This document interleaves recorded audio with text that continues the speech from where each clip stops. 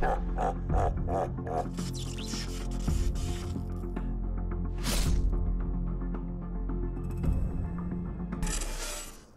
guys, welcome back to a new video. Today I'm going to be showing off a brand new game.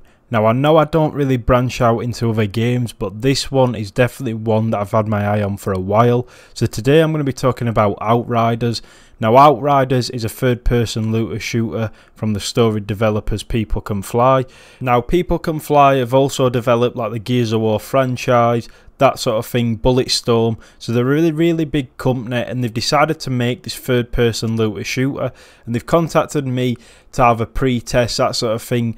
And to be honest, I've been looking for this game for a while and looking how it's going to do, and I honestly believe a lot of my fan base will enjoy this game. This is why I'm going to share it, but I want to know your guys' thoughts. So before we do start with today's video, if you guys are new, make sure to subscribe to the channel, turn on post notifications, drop a like down below and let me know what you guys think of this new Outriders. I'm going to pretty much explain what the game's about. I'm going to show you a few trailers, some gameplay, and hopefully you guys do enjoy. But without further ado, let's jump straight into it.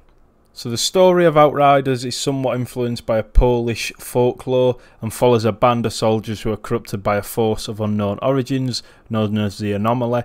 Whilst trying to colonise the planet Enoch, it kills many of the invading troops and corrupts the rest with some sort of infectious virus. The colonisers were led to Enoch by a signal of similar unknown origins, and following the chaos of said anomaly, the remaining faction of Survivor band together to figure out the source of the signal. Those who were caught up in the anomaly wake up after a long comatose period, altered and capable of magical powers that dictate the game's class system.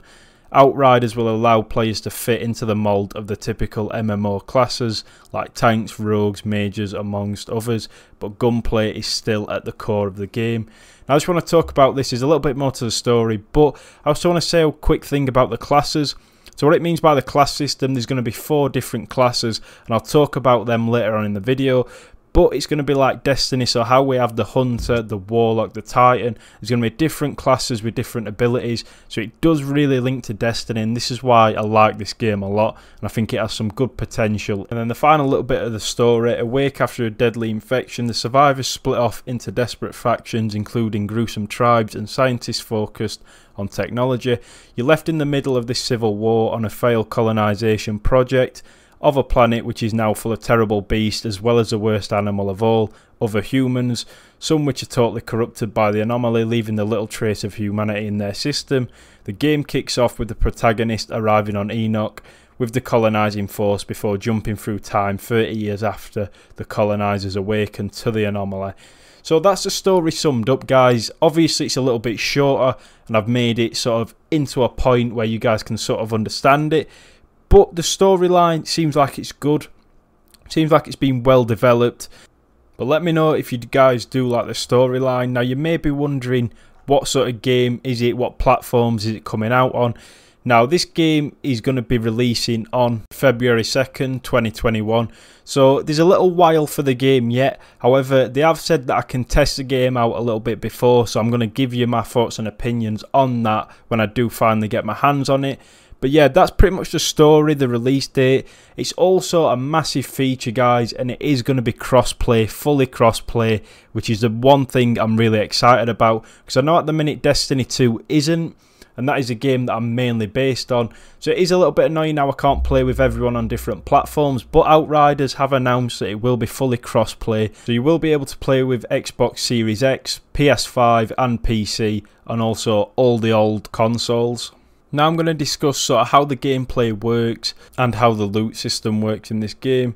So loot is naturally everywhere, from low rarity pistols to super rare legendary eye snipers. There's a dynamic skill tree where you can curate your build within the class that you pick at the start, with a selection of abilities on offer that can be used in tandem with other players to create devastating combos. It's fast paced and rewards aggression as you mix and match shotgun blasts with walls of rock and the fiery explosions. The cover system will make Gears of War players feel right at home, and the gunplay is tight and satisfying, with weapons dismantling enemies with a satisfying crunch. The best way I can sort of describe the game from what I've seen personally, it's a bit like Division crossed with Destiny 2. So you've got your classes and abilities, but you've also got that third person looter shooter, and it does feel a lot like the Combined. So if you like them two games, or you like one of them games, this game's definitely going to be great for you. Not only that, Outriders is taking a bold stance against pay to win, and it won't feature any loot boxes. It's also composed by Irons of Fallout fame and offers a narrative choice via branching dialogue trees, though it's unclear what ramifications your choices will have on the game world just yet. The game will also feature an interesting difficulty mechanic known as the world tier system. Essentially, you can dynamically shift difficulty in battle depending on how hard you find in the game. You unlock new, more difficult world tiers as you level up, which offer better loot drops and tougher foes, but you can also scale it back whenever you feel like things are getting too difficult. This is a great feature, honestly.